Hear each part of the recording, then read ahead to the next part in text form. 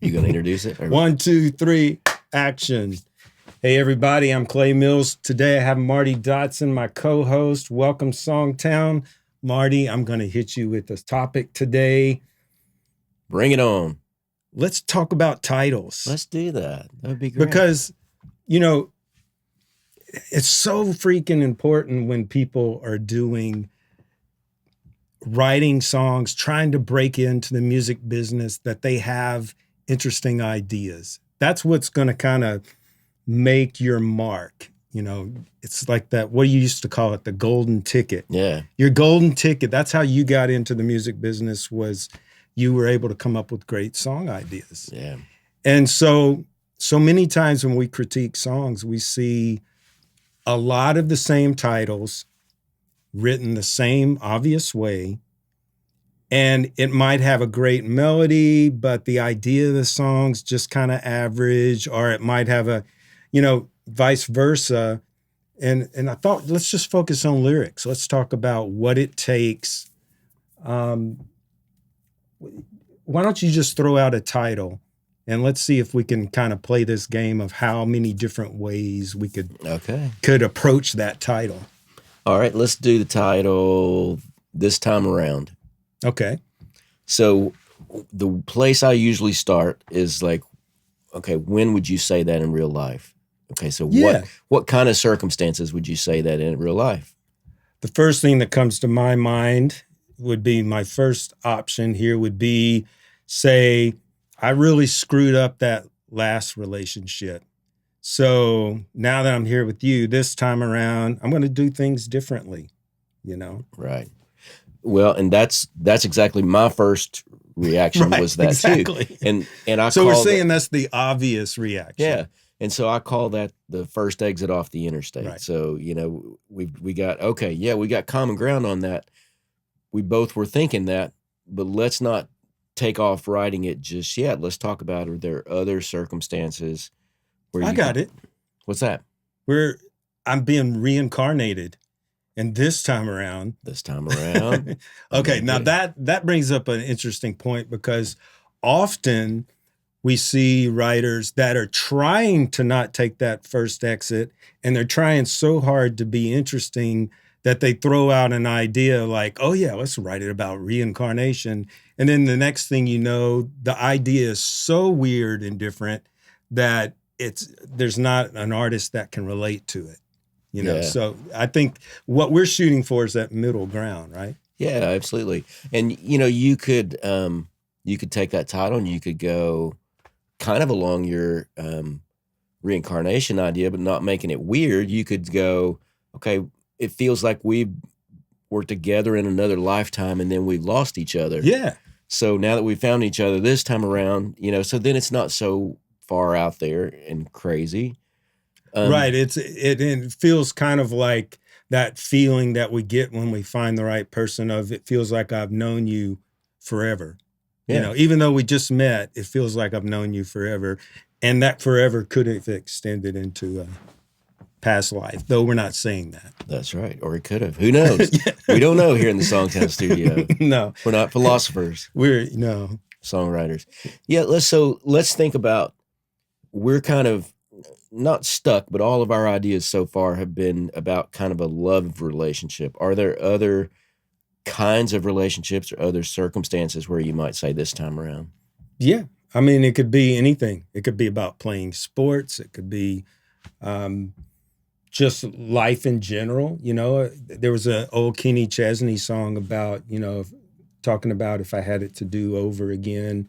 It could be about your life in general, It could be an older person looking back and on their 20s and going, man, I wish I had that to do over again, because that time around I would have done it differently.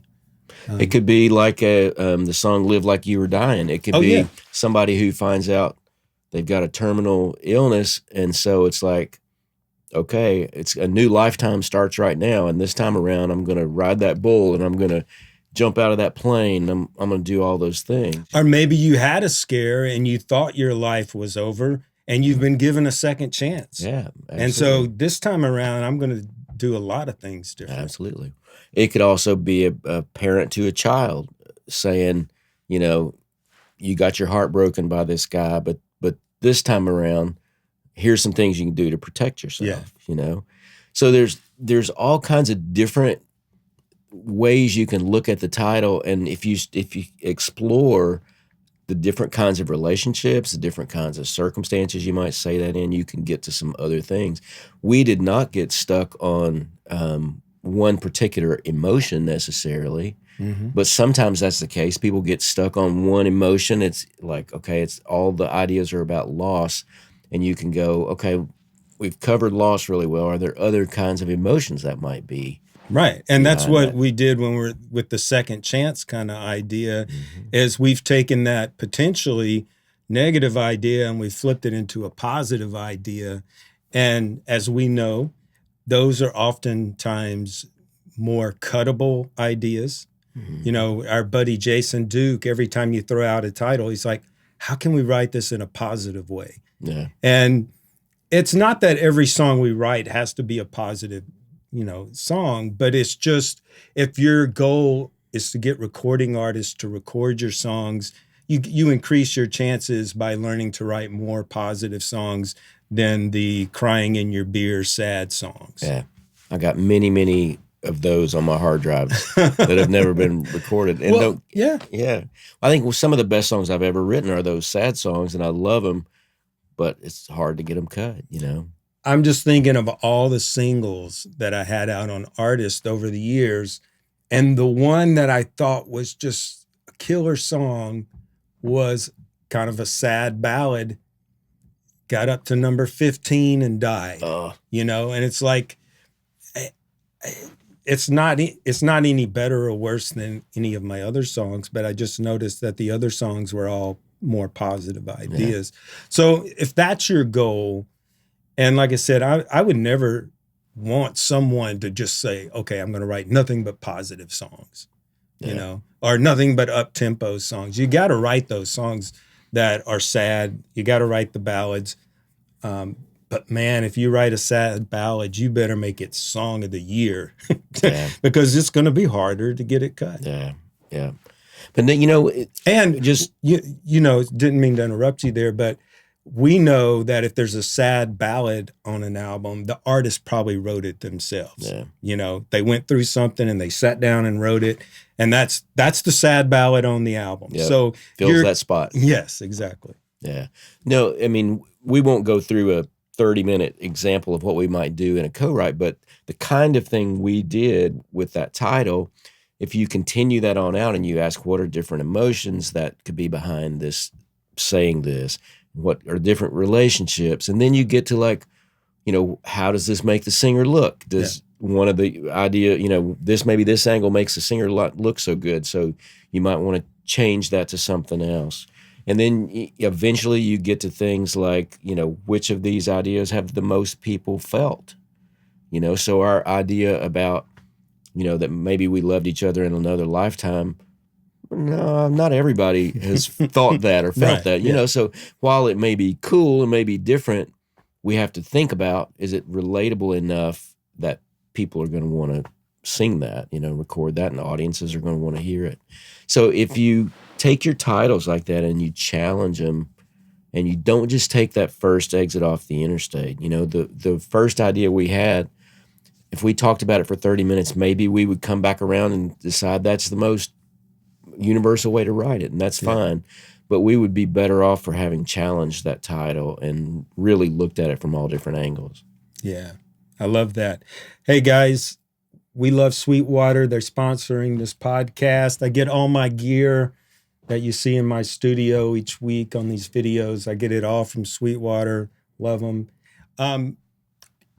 So anything else before we go about, you know, not taking that first exit off the interstate? Yeah, just resist. I mean, it's so easy when you get in a co-write or you get an idea yourself just to go, oh, I know what it is, you know, and you take off doing it without really making sure you're giving that title all the weight that it can give. And I was in a mentoring session yesterday with someone, and I called it gravity.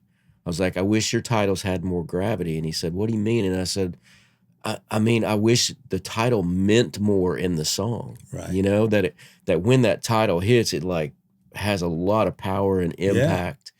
Yeah. And so, you know, make sure that you're not shortchanging your titles by taking off too quickly on the obvious thing. Just spend 15 or 20 minutes challenging that title, and I think you'll find yourself writing some more interesting songs. Yeah, and if you're a lyricist and you come into the session and you're throwing out an idea, it would be great. Marty does this trick where you've told me that you come in with a fleshed out idea and you know how you want to take that idea because you've thought about it. And you've thought about all the angles before you bring it into a session. But you throw the title out and you want to see what other people in the room come up with, because they may come up with something that's killer that you didn't think of, you know. But if they don't beat it, then you go, well, hey, here's how I was hearing it. Absolutely. And so it's always leaving the door open for that better exit to keep up with our metaphor. Yep, absolutely. Check out the show notes. Got links to our books Clay has out here. Got links to SongTown. We'd love for you to check it out. We got a great community of people from all over the world writing songs. Cheers. See you next time.